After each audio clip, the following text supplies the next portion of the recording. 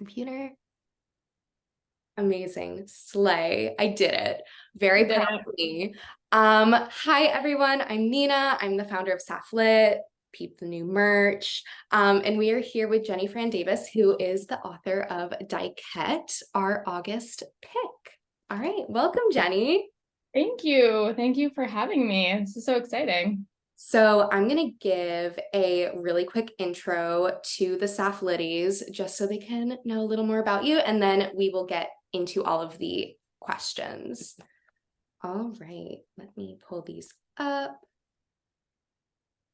All right, so Jenny Fran Davis received her MFA at the University of Iowa, where she was an Iowa Arts Fellow. She's the author of Everything Must Go, a novel for teenagers, and her essays have appeared in the Los Angeles Review of Books, Washington Square Washington Square Review, and speculative nonfiction. Her new novel, Daiket, was released by Henry Holt in May 2023. Thank you so much for joining us again.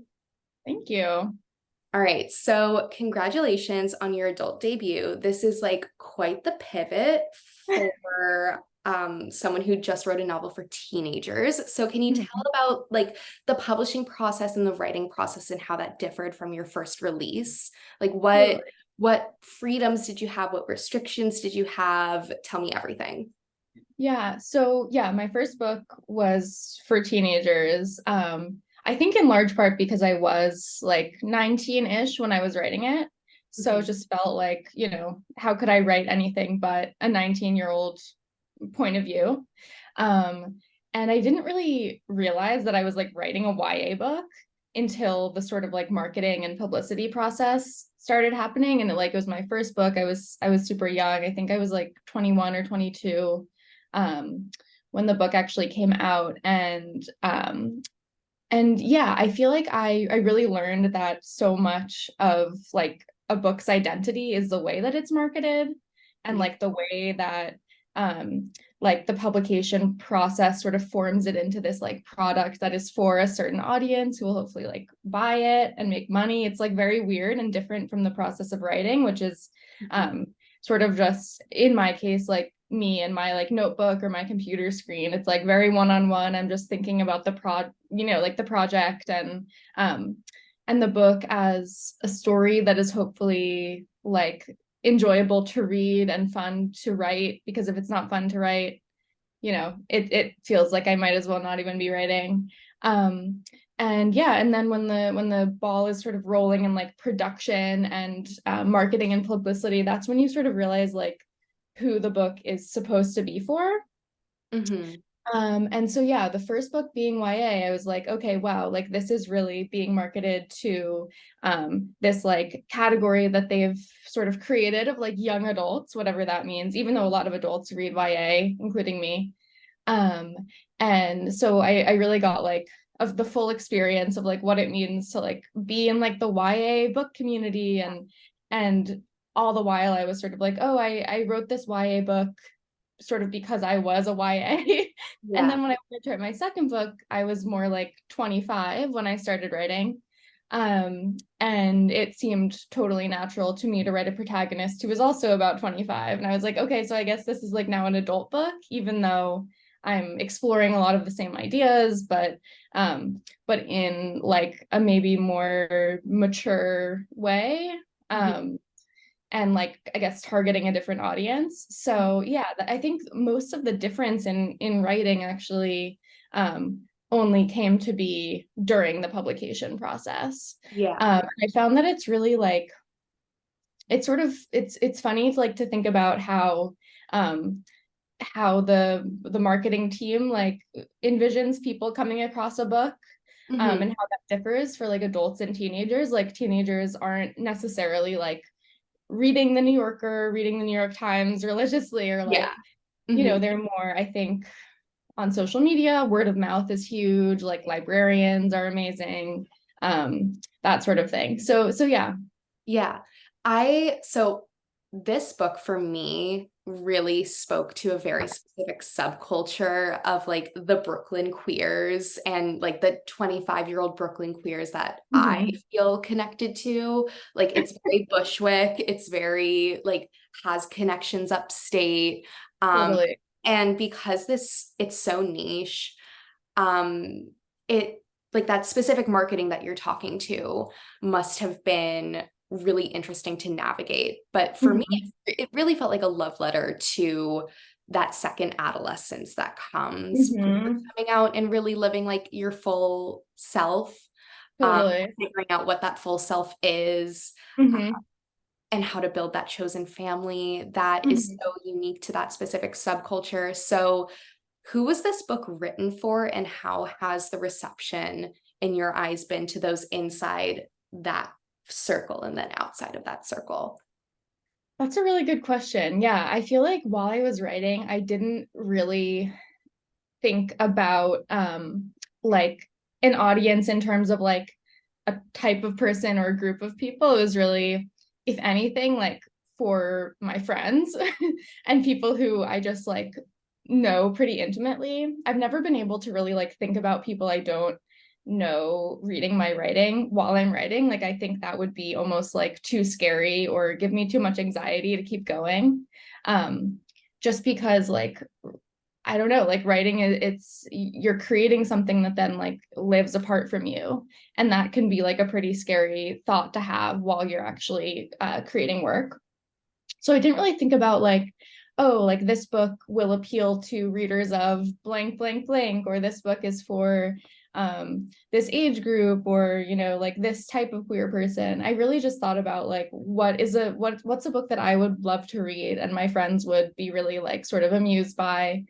And so I think in the process of publication and like hearing a little bit of like reception so far that now that the book has been out a few months, it's been like really fun and like really educational actually to learn about which parts of the book like really spoke to people who I consider to be like both similar to and different from me in a bunch of ways. And I was sort of surprised by people's reactions, just as it's always surprising to hear like which parts were like really funny that maybe I didn't intend, or which parts were like so shocking. And to me, it was just like whatever, like that's normal life. So it's really funny to like see what people are like, wow, that would never happen, or like even things that were totally based in my reality. I found people finding like totally implausible, and then things that I thought were so far-fetched, people are like, oh yeah, like of course that's like so spot on. I'm just like, what? So The yeah, realities that we construct for ourselves are so I interesting. know.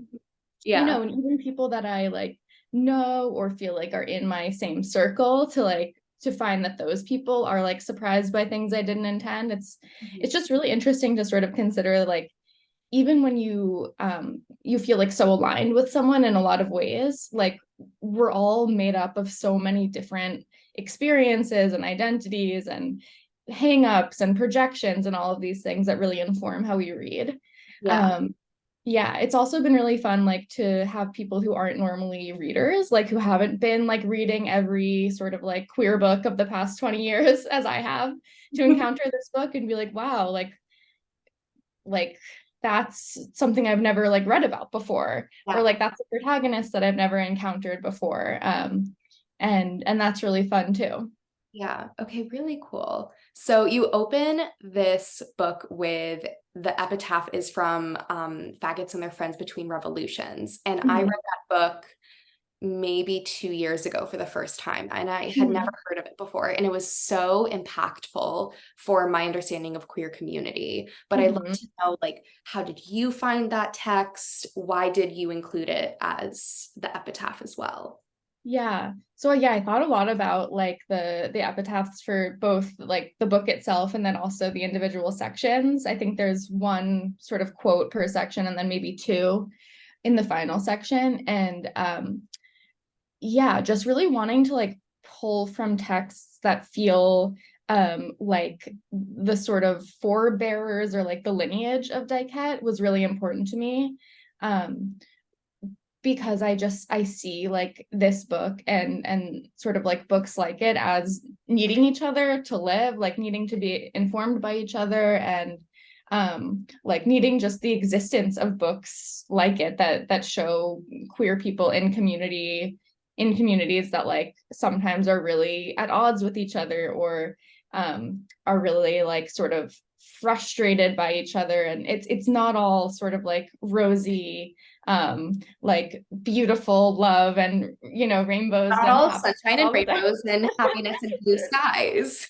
Totally. Yeah. And that's like the most interesting part to me, I think, of like being in community, like when there are people in our community who we find like troublesome, or you know, difficult in some way. And I think all of the texts that I sort of was like reading while I was writing, and then like actually pulled to have just a little piece of those in the book itself, like Faggots and Their Friends, and the Era Limon Home, and Zipper Mouth. I don't know if you've read that by Lori Weeks. Oh, I I recommend it. It's incredible.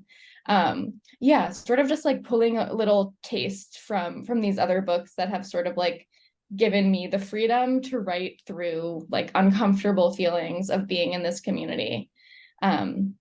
And I particularly love the Faggots and Their Friends quote, because it's just so the vibe, or like I don't know, the feeling of what I wanted Daiket to be, sort of just like gay people sitting around talking, rehashing, gossiping, Hmm. sort of like analyzing to pieces their identities and other Yeah. people's identities, and you know what happens when you get so granular. Yeah. um, Gay people love to talk about the same thing over and over and over. yeah. I'm so guilty of that. Like, I am never Yeah. tired of the topic ever. Yeah, and it's so funny. I just spent a few days with my grandma, who's 90, Mhm. in Baltimore, and something that I was noticing, that she does the same thing. We talk about the same thing over and over and over again, like, should the melons be covered in saran wrap or plastic wrap or wax paper? Like My we grandma is 95 and she's the exact same way. Like, the similarities between like 90-plus-year-old grandmas and Mhm. like the Bushwick queers, I feel like Yeah, it needs to be an essay. Like, that yeah, is it's wild. That's queer time, you know, it's all um, non-linear. so the title is a term that I had never heard before, Daiket. And I'd Mhm. love for you to, share with Sapph-Lit, like straight from the author's mouth, what is Daiket to you? And also, like, what is femme to you? What is bimbo to you? Mhm. I mean, your Instagram handle is Phi Beta Bimbo, which is just the funniest fucking thing. Um, Oh, and my mom also loves your Instagram handle because she was in Phi Beta Kappa. So okay, yeah, amazing. she was like, this is great. Stamp of approval from the MSNBC mom. I'm so glad. MSNBC moms are like my ideal favorite. Yeah, so first of all, Phi Beta Bimbo is a book that I found at a thrift store that I'd never heard of before. It's like a little paperback book. The plot is really, really wild and like really goes off the rails, but I was obsessed with that, and sort of you know, couldn't not use it. But Daiket also is a word that I had never heard before, although someone recently told me that they encountered it in this book, I think from like the 90s. Mhm. I'll send you the title. Yeah. Um, I haven't read it yet, but I now really want to. So yeah, it's a word that sort of just like appeared in my brain. I'd heard faggot before, just as like a term of endearment among like mostly gay guys, and loved that. But I think, yeah, to me, Daiket is sort of, and like, rather than a sort of like diminutive use of that suffix, et, it is a sort of like expansive, embellished, embroidered, accessorized version of the word dyke, whatever that means to you, however one might embody that term. Um, and yeah, I think I love that it has that little, it feels like both feminized, like the ETTE at the end. It feels frilly. It feels like it has a little fringe on it, a little ruffle. And all of those things, I think that it like just brings up in my brain are things that I love and I identify with and I'm obsessed with and like just cannot stop thinking about. So that's what it means to me. And I, I would hope that it means other things to different people. But I think that was sort of like where the term came from, just like a little like ruffly frill on top of the word dyke.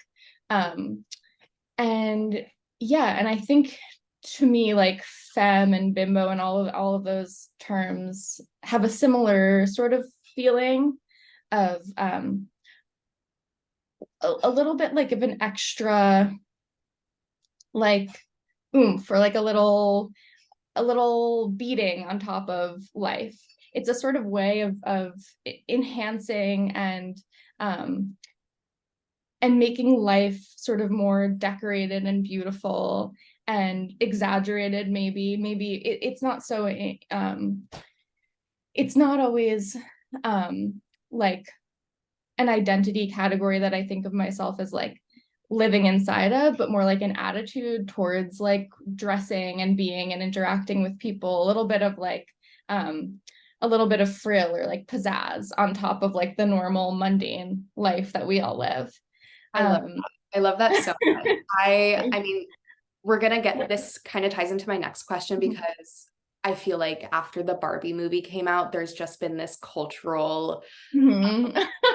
reclamation and celebration of frilliness and bows and girlhood and Totally. femininity. Mhm. And I mean, I have like little Barbie nails right Yeah, no, I love your nails. now. My nails, like 2 sets before this one, were the Barbie French tips inspired by Daiket. Oh, yes. And I felt so cunt when I got them. Oh my God, it was the best feeling. So thank you for the inspiration. Of course, I'm so Um, glad you did but, that. but this like celebration of things that society has historically made lesser than and Mhm. demonized and seen as weak. Mhm. What do you think Sasha would do in response to the Barbie movie? And Oh my like, what God. do you think? What would she want to talk about? Wow, that is such a good question. What would she think? I think she would be threatened a little bit Ooh, say more by, on that. just because, like she's her insecurities really live at the surface. Yeah. She's very in touch with her insecurity. She's the only living girl and the only one who can do Totally. what she's doing. Totally. And I Yeah. think like even though she pulls inspiration from a lot of other women, I think there's a part of her that I think would feel threatened by like the mainstreaming of pink Barbie bimbo. But I think another part of her would probably really enjoy it. Yeah. Um, and with the Barbie movie specifically, I think she would wonder, why are there no butches in Barbie? What's up with that? That's a really fair question. We have Kate McKinnon, but like Right. we need to Yeah, push no, it further. I think she would have a huge crush on Kate McKinnon's Barbie, um, on Weird Barbie. One that isn't butch. It's actually so funny because Ken does so embody like a specific type of butch that I know and love. Like And bad sort of boy. like the prissy butch. Like he's so sensitive and so like yeah, his fur coat, everything about him is just screams kind of, yeah, like prissy butch, which I'm obsessed with. Sasha might really identify with Ken, actually, maybe even more so than Barbie. Barbie's a little bit, like straightforward, um, like almost like straight girl or something, but Ken's gender is a little bit Sasha was weirder. making the Hudson home her Mojo Dojo Casa house. Yeah, It really yeah, was. totally, totally. Yeah, maybe, yeah, Sasha's a Ken. This is a revelation. Yeah, and the way that Ken is sort of like awakened in like the real world to like patriarchy, but like finds it so fun and exciting. Oh Is my God, also that is Sasha. literally her with like queer domesticity. Yeah, She's like, I am 1950s housewife. yeah. And Yeah. she's like, I'm gonna reclaim it. Yeah. Meanwhile, kind of just enacting it. Yeah. Okay, Yeah. so we need to talk about that chapter, like Darcy's IG Live. Okay, yeah. Because one, like shocking that Darcy did not get banned off of Instagram. I think Zuck would Mhm. like blow a brain cell. Yeah. That happened. Yeah, I took some creative So liberties with that. Oh, 100%. And we love those creative liberties. Thank Um, you. and then too, just like, what the fuck? Like, I reacted so viscerally to reading this scene, and I'm not squeamish with body Yeah. horror stuff. Like, Manhunt by Gretchen Felker Martin, I was like, yes, lick that eyeball. I Absolutely. need to read that. Oh, you would love it. It's Been so meaning good. to. But like I love all this body horror shit, but like with Mhm. this, it was just I don't even know what my question is. Just like tell me everything. Tell me more. Yeah. Like please elaborate. So yeah, this scene, I really wanted this to sort of like build up to a really shocking Hmm. climax. And it was like, what would be just sort of so unexpected and so sort of like, yeah, like viscerally impactful, that the reader almost needs to look away, but at the same time can't look away, because when you're reading something, like if you look away, you actually miss what's happening. So there was that sort of like desire to create this scene where like the reader would feel as Sasha is feeling, this sort of need to look away, but also this need to keep looking and sort of like have that conflict within. And I've experienced that, like this Zoom performance, or the IG live performance is draws from this Zoom performance that I actually saw during COVID, where performers did a similar thing. And I was incredibly like shocked and moved and sort of just couldn't stop thinking about it. And I knew that I had to write about it, and sort of, reinterpret what it would be for Sasha, and for Darcy and Jesse in this moment. Like, why are they sort of enacting this like extreme violence? Is it to shock Sasha? She feels like it's about her when maybe it's not. We get her perspective, and she sort of feels like uniquely targeted by it. And I think in this way that I was trying to play with also, like, is there a possibility that it has nothing to do with her? Or are we supposed to understand, as she understands, that this is sort of all about her and this sort of mockery of her, and her sort of like extreme performance of femininity? And yeah, I think also this, like, it's interesting to think about like this super embodied moment that Sasha like feels in her own body, but that's actually not happening to her at all. It's happening over a screen. And that's something I really experienced while watching this performance that the scene is based on, where like I felt myself sort of like losing my sense of like being in this body and feeling like maybe I was like somewhere else. It was very transporting.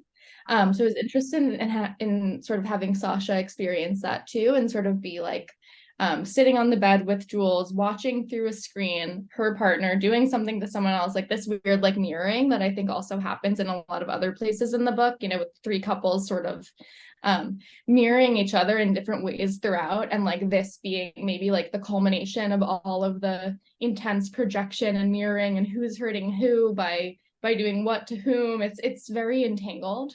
And yeah, and I definitely knew that it would be disturbing and shocking, and I think it was almost a challenge for myself to lean into that. I'm pretty squeamish. I don't often write like horrific scenes. Like, it's just not really my like wheelhouse. But I thought it would be sort of fun and hopefully pay off to have this like enormous moment. I think also because so much of the book is just daily life. It's like cooking and gossiping and watching TV.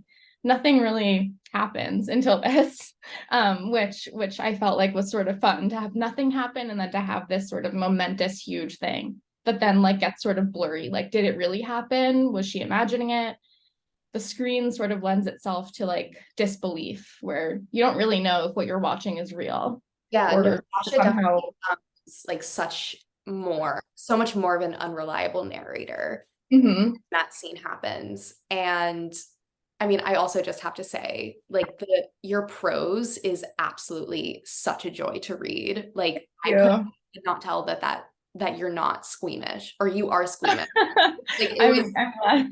was so interesting. And I think my favorite, like, unrelated to that scene, my favorite bit of like prose that you had was when I think Jules is doing like a chef's kiss, and you describe it as like bunching her fingers into the shape of a butthole, kissing the tip and then releasing them.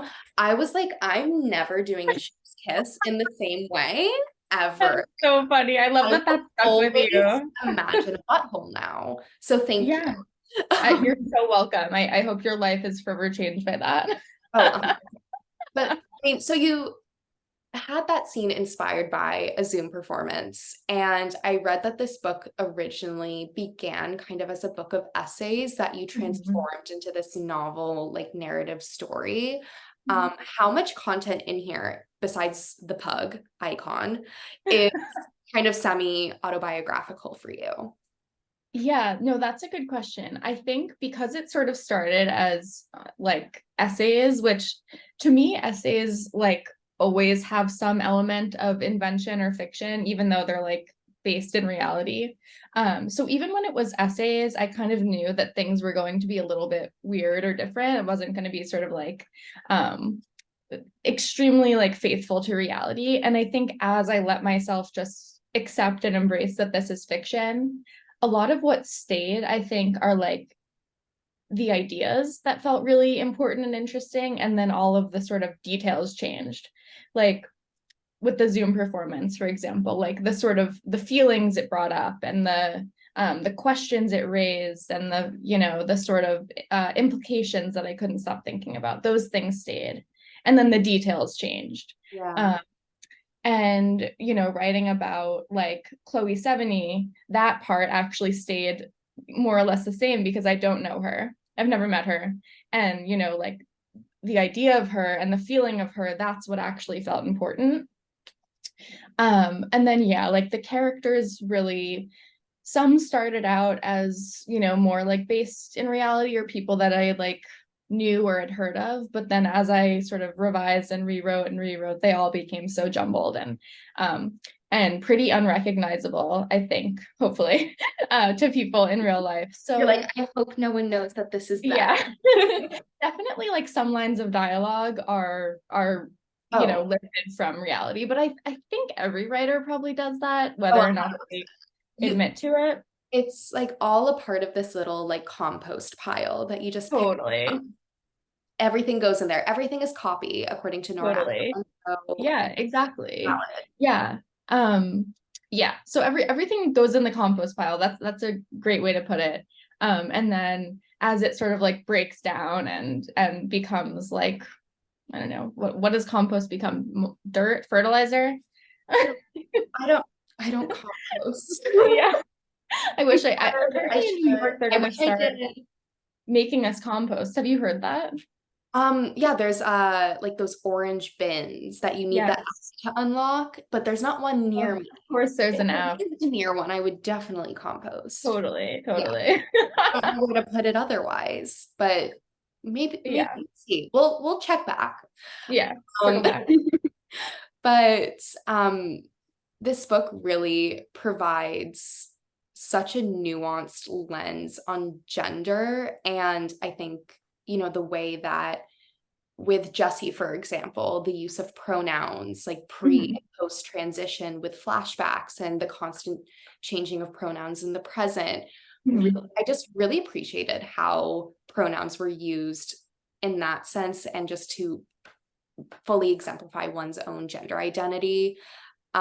So I'd love to know for you what conversations and Mhm. musings and thoughts did you have when Mhm. concepting Sasha's idea of gender and how you presented it in the book? Yeah. Yeah, I was really interested in, I think, like creating characters that didn't just show like a range of what it could or does mean to be like a queer person today, but also show that in each character there's a really like fluctuating sense um, of who that person might be, both like day to day, but also like over the course of their life, to show like a sort of like spectrum of ways of like being and relating to each other and the world that aren't like fixed or just like, you know, like one day realized or desired, and then from then on never changed. I really was interested in showing like people in relationships, like in the way that they relate to each other, how gender is just sort of part of the bigger picture of like how we see ourselves and how we see other people.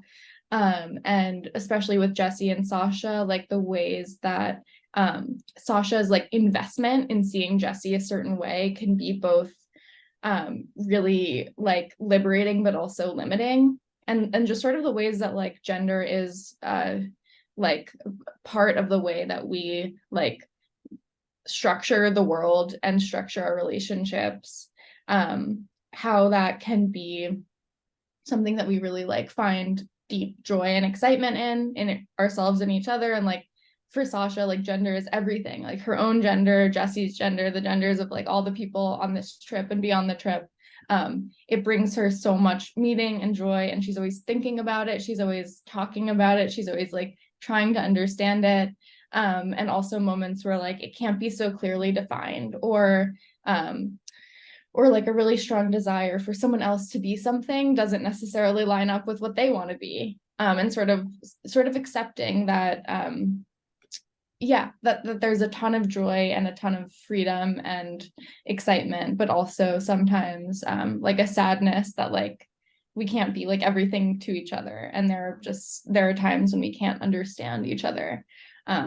Sort of playing with that.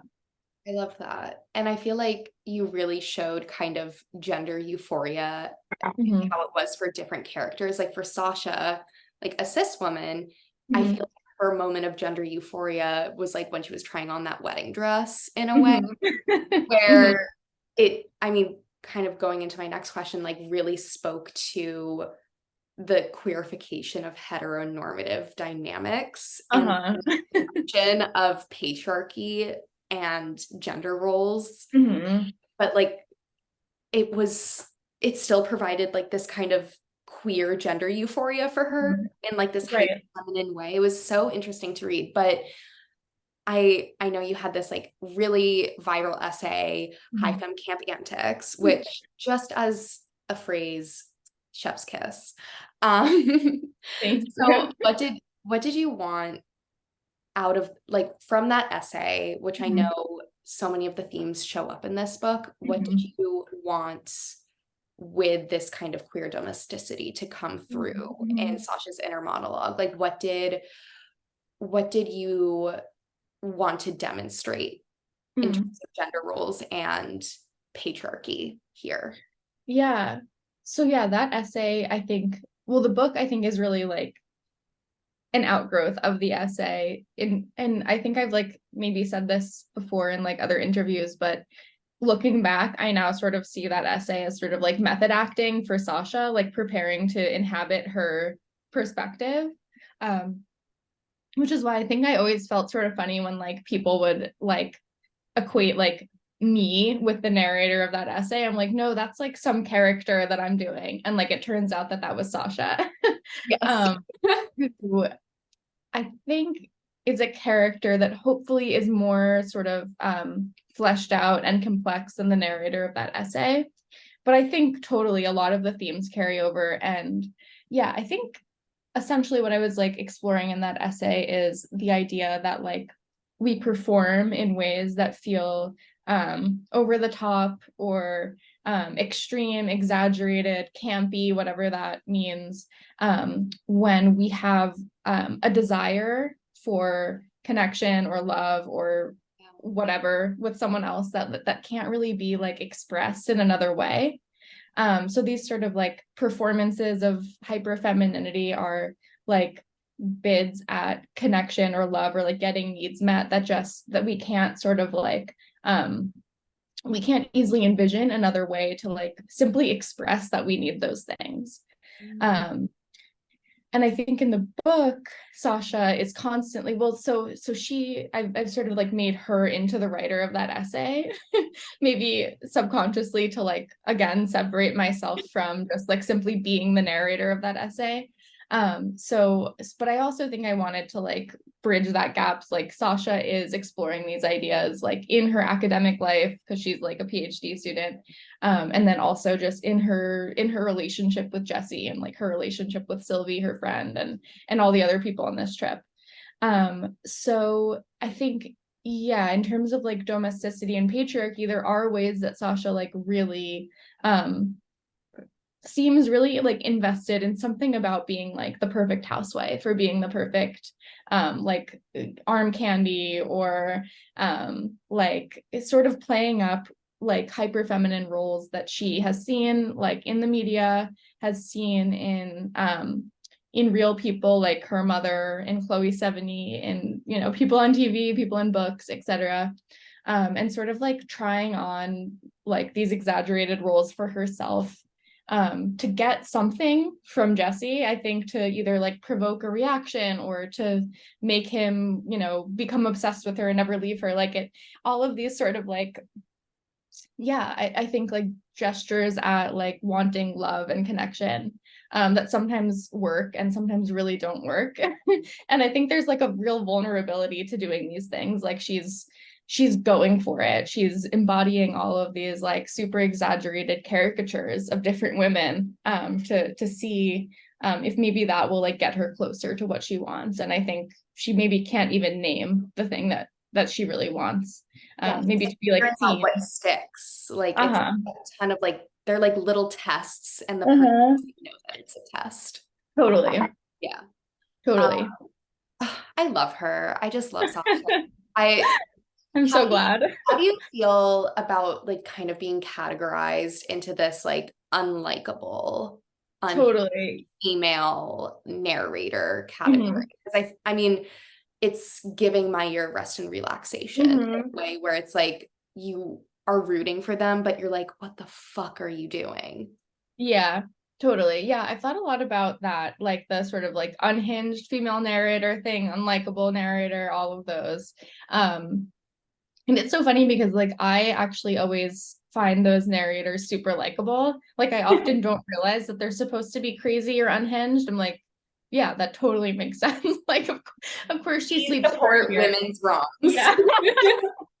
Yeah. So a lot of the time, I don't even realize that that's what's happening because I think I'm a pretty like forgiving reader. Like I'm always totally on board with whatever protagonist Oh is yeah. like telling me or whatever she's doing. Like I'm like totally like let's follow Go. that, do it.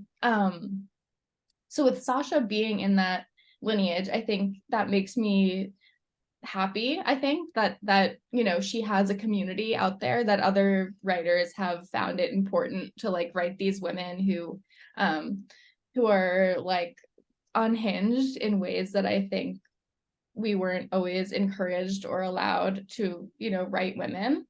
Um, and I also think that it can be a little bit easy to like categorize a troublesome or like difficult character as like unlikable. I think that's sometimes a little bit extreme. To assume that like this character was created to be like everything that's wrong with X, Y, or Z, rather than just like a full and complex person that that was invented to just show a range of like ways of being and interacting with the world and other people. So it's not that I think everything Sasha does is likable. But I guess at the end of the day, I don't see her as like a despicable, unlikable person. I think those narrators are actually pretty rare. And most of the time when we say like an unhinged or unlikable narrator, we often just mean like a wounded or like unwell person, like we all are probably. Um, and yeah, something my friend Sarah Matthews said recently in an interview that I really love, she wrote, All This Could Be Different, was that like if we believe that everyone is deserving of like love and to be treated with like respect and to be like seen as human, we also have to like contend with the fact that we don't always act completely morally and perfectly, and there are people in our community who are like troublesome and difficult, and that means that like we need to sort of challenge ourselves to see those people as deserving of like love and kindness. and humanity. So I don't know. I think like totally it's so fun to like think about Sasha as like unhinged and wild and deranged, and she totally is. But also maybe at the end of the day to like do a little bit more. Yeah. Um, yeah, a little bit more thinking about like or like maybe I just have a little bit more like curiosity towards these narrators who it might be easy to write off as, you know, crazy women. Yeah. 100%. I love that. And I also love Sarah Matthews. So good. Yeah, Um, she's incredible. what do you want readers who might not understand the unhinged woman or like the Bushwick queer space? Like, Mhm. say someone knows nothing about Daiket and picks it up and reads it. Is there like one Mhm. thing that you hope they get out of it?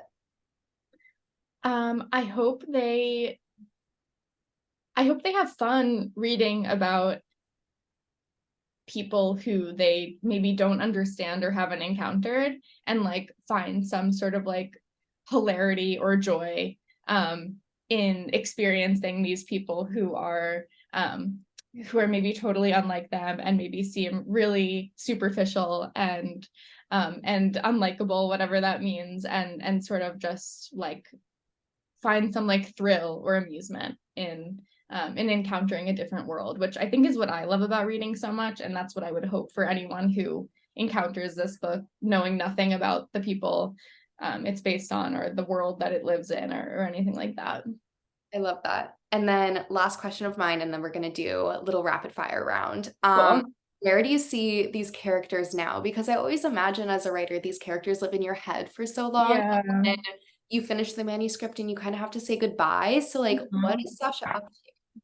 That's such a good Are question. they together? Are they not together? You know, Like, just where are they now? yeah. Like Um, 6 months later, what's the epilogue? Okay, so I feel like a lot of people think that Sasha and Jesse like break up at the end. I personally think that they're still together and they're working on things and they love each other and they're gonna be fine.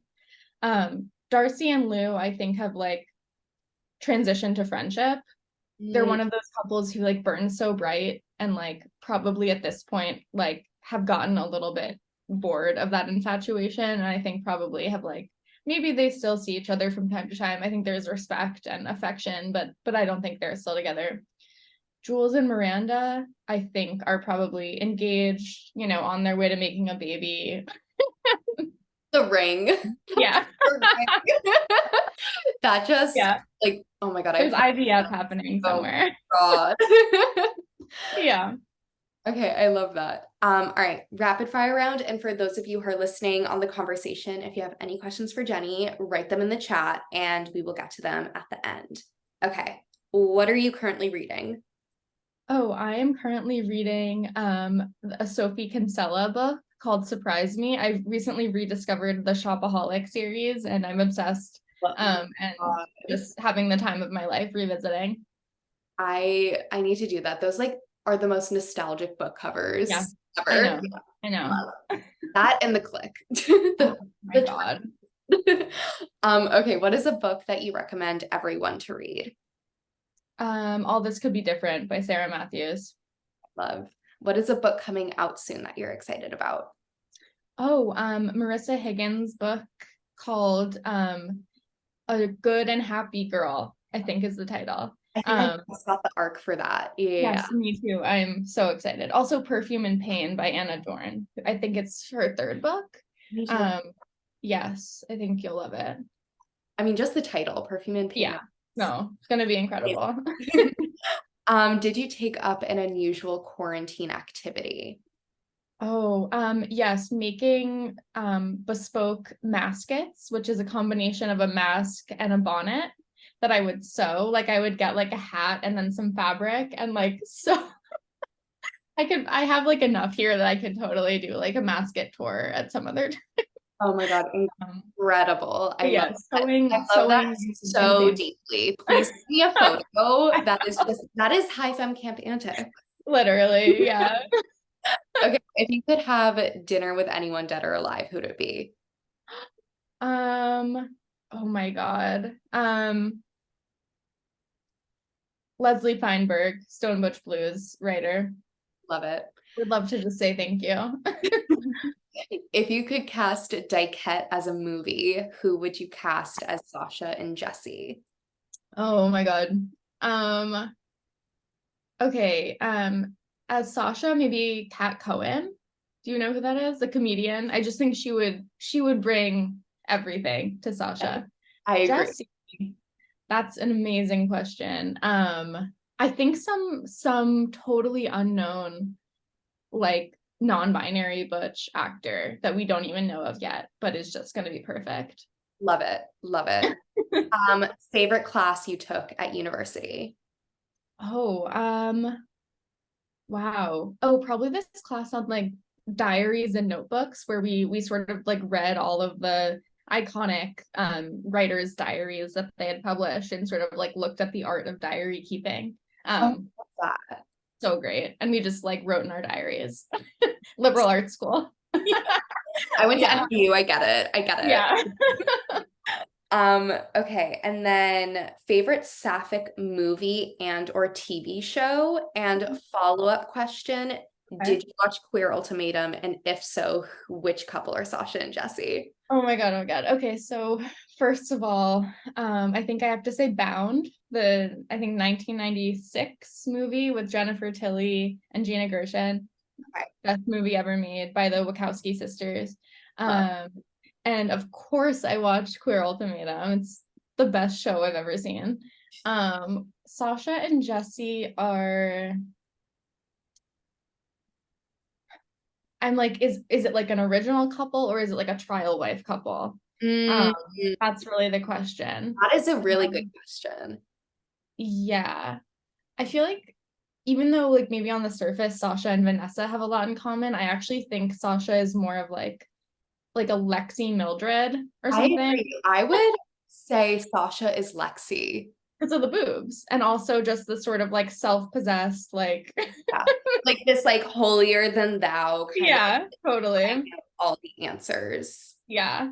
Yeah. And Jesse is totally like Mal, maybe mixed.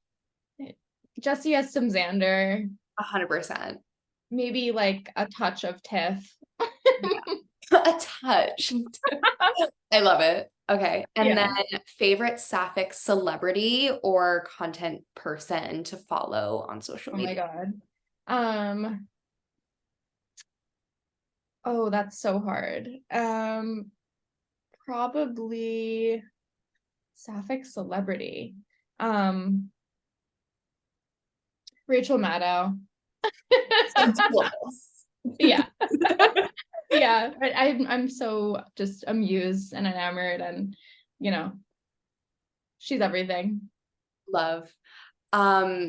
She made a cameo in the Red, White, and Royal Blue movie, and I like Yes. No, she was the star of that movie. Why was no one talking about how Rachel Maddow was the star of that movie? like She got more screen time than like give everyone. her the credit that she deserves. Totally. She's No, an I watched amazing it in the actress. theater, and like when she came on, everyone just screamed. They were Yeah, like, no "This is-" ice cream. yeah. Okay, Yeah, we she's have a perfect. question in the chat, and if anyone else has other questions, please tap them in. But Stu goes, Jesse being compared to Chuck from Gossip Girl. He's absolutely not conniving enough to fit Chuck to Sasha's flair. I need to know the ascribing of like malicious intent, for lack of a better word, where Jesse doesn't seem to have a lot.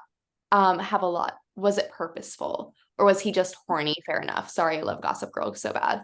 That's Yeah, a no, great totally. follow-up question. No, that's great. So I think the similarities are maybe more surface level. I agree that Chuck like has a sort of like deviousness and Jesse's just so kind of like straightforwardly like good. Rewatching Gossip Girl, I was shocked by how absolutely awful Chuck is. I feel like Yeah, when we were I watched teenagers it. watching it, we were supposed to be like obsessed with him, and Yeah. suddenly he's like trying to like assault all these women like one after another. It's honestly so No, it's wild. endless. It's wild. And also apparently the actor IRL is like not a good person. Oh, really? Yeah. Oh, Well, I'll send you some stuff. yeah. But yeah, suffice it to say, Chuck is hot, horny, kind of like a stocky build. And then Jesse, hot, horny as Yeah. Totally. Yeah. Love. All right. Well, any other questions from anyone in the audience? Is there anything you want to share with the class, Jenny? That's good cue. If you can hear my pug snoring in the background, she is sleeping right behind me. Maybe Oh my God, can we have a little feature, please? yes, definitely. It's my Lois. Oh, Hi, sweetie. You want to say little hi? Oh, baby. I woke you up. Loie. She went to the beach yesterday, so she's so tired. But yeah, that's just her. She's my muse. Oh, another cue. Wait, actually, what is with dogs loving the icon? Oh my God. Oh my God, you have a No, Pomeranian. no. I need to see My this one. dog loves I got a new piercing and he licks the Oh so my, that's so gross. But no, that's amazing. Oh my yeah. God, your mom is so cute. Oh my God, so cute. What's their name? Oh. Oh, Charlie. Oh my God, Charlie is adorable. I love that he has like the little white God, nose. he's just so happy. Perfect. Oh, I love it. If anyone else has a pet, I would love to see. But yeah, Lois, what kind of dog do you have? Here, let me show you a little pic. He's my background. This is Toast. Oh my God, his ears. There's my boy. So cute. How big is he? He looks kind of small. 25 pounds. He's Okay. medium-ish. Yeah, he's Okay. not small, but Okay. he is also the tiniest boy in the world. Oh, yeah, spiritually. Spiritually. Totally. Yeah, absolutely. Um, love. Well, thank you so much for joining us. I had Thank such a you. blast chatting with Me you. too. Thank you for I'm having giving me. Daiket to my friend who's sitting across from me to read next. Amazing. So I truly cannot wait for her to get to all of the scenes that we talked about. Oh my God. But yeah, I Thank hope you have you. a wonderful rest of your weekend, and thank you everyone for joining. Yeah, we'll talk later. Yay. Thank you so much. Have a great rest of your weekend. All Bye, right. everyone.